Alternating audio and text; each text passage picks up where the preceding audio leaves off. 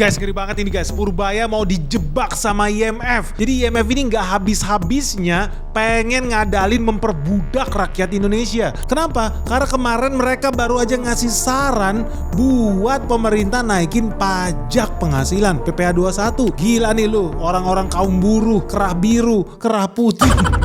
Karyawan-karyawan swasta, siap nggak lu? Pajak penghasilan lu bakal disikat gara-gara IMF. Lu kok bisa? Kalau lu penasaran, apa sih strategi IMF buat menghancurkan Indonesia di tahun 2026 ini? Lu jangan skip video ini. Let's check this out.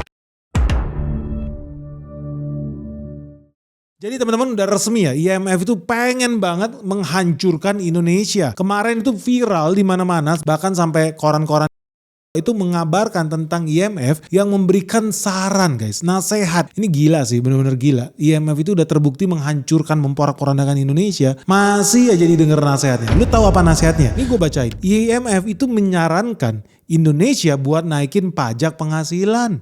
Kenapa? Buat jaga defisit supaya tetap di bawah 3%. Dan ini menurut kalian kabar baik atau kabar bagus guys? Teman-teman tahu nggak? Menurut gua ini adalah jebakan yang disetting sama IMF supaya Purbaya menghancurkan ekonomi Indonesia. Ini sadis gaya mainnya IMF. Kenapa sadis? Karena ini bukan pertama kalinya IMF sengaja menjerumuskan negara-negara berkembang supaya tambah miskin, tambah hancur lebur sesuai keinginan mereka. Supaya apa? Begitu mereka hancur, mereka wajib ngutang lagi sama IMF, kasih bunga tinggi. Terus nanti nggak bisa bayar dong, jualin aset-aset negara lu. Sadis, dan ini pola yang sama dan udah berulang-ulang dilakukan oleh IMF di seluruh dunia. Dan gua harap pemerintah nggak terjebak kali ini. Udah cukup lah Indonesia IMF tahun 98. Masa hari ini kita kasih lagi kepala kita buat sama IMF. Kenapa? Karena IMF itu udah sering banget guys minta negara-negara kecil, negara-negara yang bodoh buat naikin pajak mereka, buat memperbudak rakyat mereka sendiri, buat memperbudak rakyat negara-negara berkembang. Nah paling sering IMF itu minta naikin pajak penghasilan. Nah menurut orang-orang pinter di IMF ini katanya bisa memperbaiki ekonomi suatu negara. Ini goblok memang si IMF ini. Negara-negara yang defisit anggarannya besar nanti nggak bisa bayar utang. Nanti nggak bisa lagi membiayai pembangunan di negara itu. Nah salah satu cara buat membiayai ya pembangunan, bayar gaji PNS. Ya menurut IMF yaitu lo harus naikin nih penerimaan negara. Nah jadi IMF itu sering banget guys minta negara-negara yang bodoh yang bisa ditipu buat naikin pajak mereka. Naikin pajak penghasilan, naikin value added tax alias pajak pertambahan nilai. Atau bahkan ada lagi pajak karbon atau pajak energi lah. Nah lebih brutal lagi biasanya udah pajaknya disuruh naikin sama IMF, subsidi dikurangin. Dan government spending, belanja pemerintah wajib dihemat. Nah teman-teman dari sini udah tahu ya agenda IMF seperti apa. Nah kita di sini namanya juga channel ekonomi, kita ada channel investasi terbesar di Indonesia, bicara harus pakai data. Lu tau gak sih nasib negara-negara yang mendengarkan IMF buat naikin pajak itu seperti apa? Gua kasih contoh yang paling nyata. Pertama Yunani. Yunani itu mengalami krisis ekonomi guys. Gila, brutal nih negara diperas habis-habisan. Darahnya diperas sampai kering sama IMF. Dari tahun 2010 sampai tahun 2015. Lu tau gak waktu itu terjadi krisis utang di Eropa. Nah Yunani itu sama IMF dianggap sebagai negara yang bakal crash. So IMF memerintahkan Yunani buat naikin pajak penghasilan mereka. Satu. Kedua, harus naikin lagi pajak pertambahan nilai mereka, pajak konsumsi, PPN, dinaikin lagi. Bukan cuma itu, pajak properti, pajak tanah dan bangunan, PBB kalau di Indonesia, naikin lagi. Dan pemerintah disuruh hemat, penghematan anggaran. Potong tuh government spending, potong tuh subsidi makanan bergizi gratis. Yunani disuruh itu guys sama IMF. Dan apa yang terjadi hasilnya? Memang betul, pendapatan negara, pendapatan pajak memang naik dalam jangka pendek. Nah inilah sadisnya IMF. Karena apa? Kelihatannya happy di depan, pemerintah dapat duit, pajak naik. Tapi ternyata dalam jangka panjang apa yang terjadi dengan Yunani guys? Perekonomian mereka mengalami kontraksi besar-besaran. GDP Yunani sampai turun 25%. Sadis. Perekonomian negara mereka turun 25%. Pertama. Yang kedua apa? Pengangguran melonjak tinggi sampai di atas 27%. Banyak perusahaan bangkrut. Wajar aja kalau ekonomi sampai menyusut 25%. Pasti kan banyak pengusaha yang bangkrut. Banyak PHK massal. Makanya pengangguran di Yunani sampai berada di titik tertinggi sepanjang sejarah. 27% orang nganggur. Ini buat bayangan lu aja ya. Artinya kalau lu ketemu 10 orang di Yunani saat itu lu salaman. Ada 30% kemungkinan 3 dari 10 orang itu pengangguran guys. Ngeri gak? Dan ujung-ujungnya apa? Banyak bisnis-bisnis yang tutup, UMKM yang tutup, pengusaha kecil yang gak lagi bisa bayar pajak. Ujung-ujungnya penerimaan negara Mengecil. Karena tadinya pengusaha-pengusaha kecil ini bisa bayar pajak guys. Tapi karena disikat dengan pajak yang drastis naiknya, apa yang terjadi? Mereka kolaps. Ketika mereka kolaps apa? Mereka nggak sanggup lagi bayar pajak. Karyawannya udah nggak bayar pajak penghasilan, perusahaannya juga nggak bisa bayar pajak perusahaan. Karena kolaps. Ujung-ujungnya apa? Ya memang negara menikmati peningkatan penghasilan pajak di awal. Dalam jangka pendek. Tapi dalam jangka panjang justru menyusut. Perekonomian negara menyusut, perekonomian rakyat menyusut, penghasilan pajak nyungsep. Karena udah gak ada lagi yang bisa dipajakin. Orang-orang udah pada mati guys. Gak bisa makan, gak bisa kerja, gak ada pengusaha. Jadi dari sini lu harusnya udah tahu ya IMF ini. Harusnya juga punya akal buat berpikir bahwa negara-negara berkembang nih yang justru malah naikin pajak ketika ekonominya sedang menyusut. Duit lagi kering. Ekonomi lagi resesi, malah disikat pajak dinaikin. Apa yang terjadi? Justru bakal memperdalam kerusakan ekonomi di negara tersebut. Karena logikanya ketika daya beli turun, harusnya pajak itu turun, bukan malah dinaikin. Makanya gue berulang kali, gue sangat setuju kalau teman-teman udah follow Benix dari tahun lalu. Gue sangat setuju PPN itu bukan dinaikin, tapi justru harus dikurangin. Pajak di Indonesia kalau mau GDP kita tumbuh, pajak itu gak usah dinaikin, tapi justru dikurangin. Nah, yang perlu dilakukan negara apa? Cari kebocoran-kebocoran itu, kebocoran di bea cukai lah, kebocoran di dirjen pajak lah, dicari di situ. Karena masih banyak peluang, ribuan triliun yang bocor, gara-gara gak efisien. Bukan malah serta-merta naikin pajak, disikat nih kaum buruh, karyawan-karyawan swasta. Siap gak lu disikat gara-gara IMF ngibulin pemerintah kita? Mau gak lu pasang badan buat mereka? Jangan sampai guys, udah banyak contoh negara itu kolaps karena ditipu sama IMF. Dan bukan cuma Yunani guys, ada lagi negara Argentina, negaranya Lionel Messi. Tahun 2001 ini negara juga kolaps gara-gara apa? Dengerin nasihat IMF brengsek ini guys. Udah tau lah IMF itu yang punya siapa?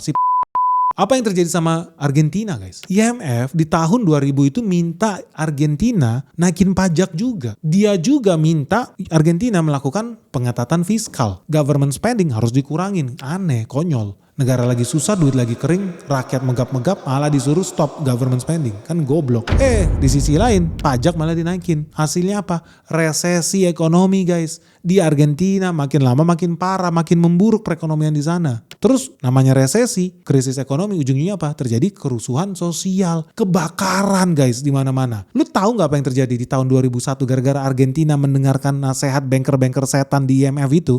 Apa yang terjadi? Istana presiden digedor-gedor guys, diterabas masuk sama rakyat. Gedung DPR dibakar guys. Gara-gara IMF mengakibatkan ya banyak pengusaha bangkrut, PHK di mana-mana, inflasi semakin ekstrim. Dan jangan heran, akhirnya ujung-ujungnya krisis moneter mengakibatkan kerusuhan. Diduga bahkan sampai ratusan orang meninggal di kerusuhan yang terjadi di Argentina di 2001 gara-gara IMF sotoy atau bahkan sengaja menghancurkan negara berkembang namanya Argentina. Dikira ini isinya orang bodoh semua, dikadalin aja, naikin pajak, rusuh, hancur itu negara guys. Ujung-ujungnya apa?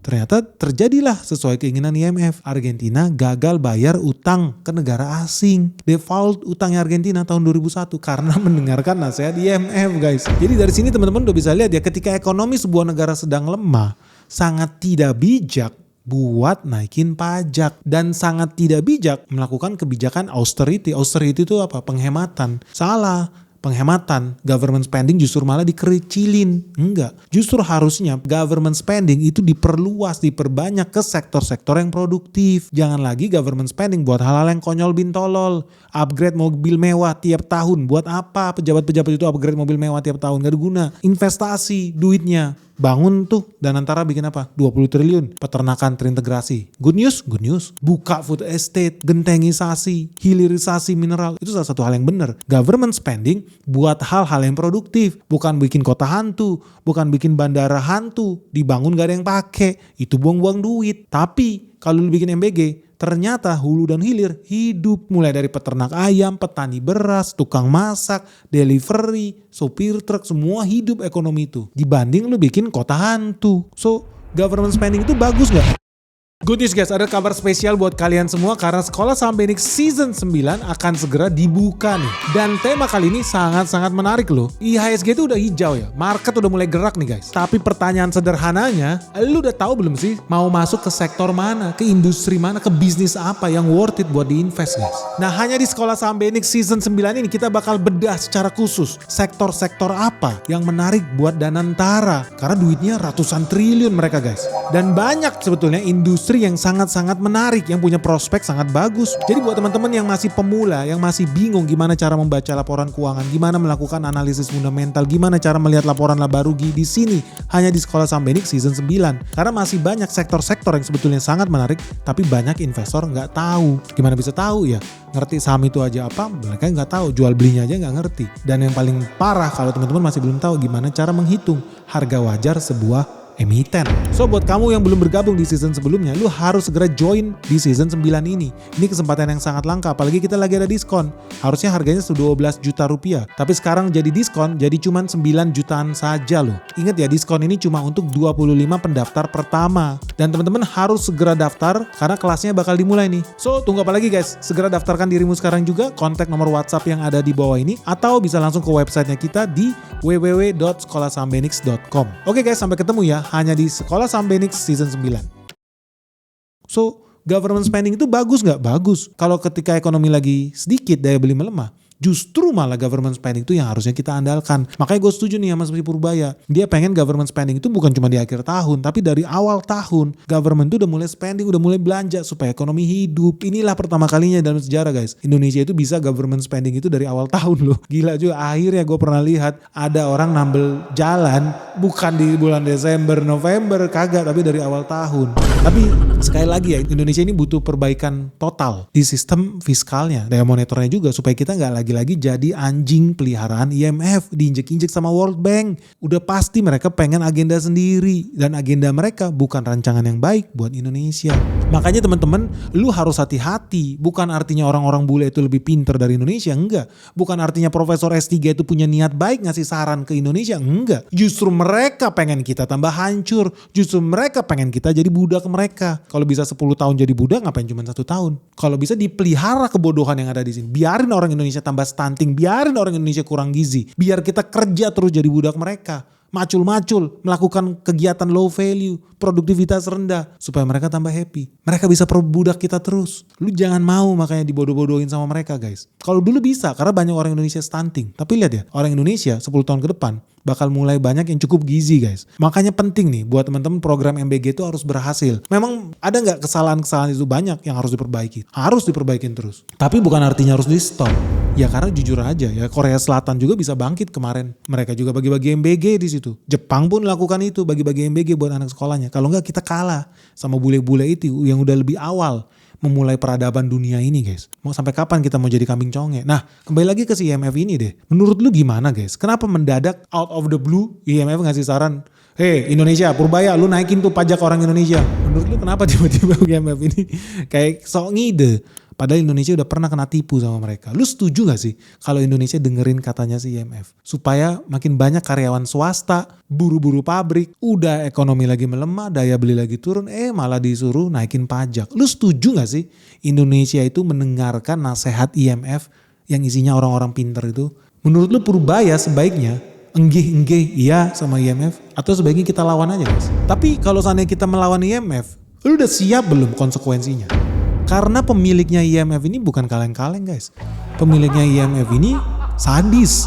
Duit dia banyak dan udah terbiasa makan manusia-manusia. Makan negara-negara kecil, negara-negara berkembang. Kalau Purbaya berani melawan IMF, lu siap nggak dengan konsekuensinya? Nah, menarik nih. Menurut teman-teman konsekuensinya apa kalau Indonesia tidak mau jadi budaknya IMF? Kalau Indonesia tidak mau naikin pajak sesuai dengan perintah IMF? Menurut teman-teman, IMF bakal lakukan serangan seperti apa ya ke Indonesia?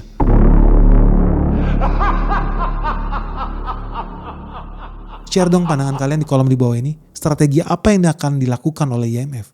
Mereka udah coba tuh hancurin bursa kita pakai MSCI. Menurut teman-teman, tahun 2026, serangan apa yang akan dilakukan oleh? Karena jebakan yang disarankan oleh IMF ditolak nih jangan-jangan sama pemerintah. Atau jangan-jangan teman-teman malah lebih prefer Indonesia dengerin aja apa kata IMF. Kalau isinya itu orang-orang pintar. Buktinya ada yang bisa jadi menteri, orang-orang IMF jadi pejabat di Bank Indonesia. Jadi ya, pasti bagus saran mereka, dengerin aja kata mereka. Lu setuju gak dengan itu? So lu penasaran gak guys? Gimana nih pertarungan selanjutnya ya Indonesia versus IMF tahun 2026? Serangan bakal semakin masif. Kok bisa? Lu setuju gak kalau kita bahas lebih detail? Bagaimana metodologi serangan IMF di tahun 2026 untuk menghancurkan Prabowo guys? Kalau lu penasaran buat kita bahas lebih detail, Segera like video ini, begitu mencapai 24.000 likes dalam 24 jam, bakal kita rilis video spesial Prabowo versus IMF. Dan yang paling penting, share video ini sebanyak-banyaknya supaya makin banyak orang Indonesia yang cerdas guys. Semoga video ini bermanfaat, salam sehat, salam cuan, salam metal. Bye-bye.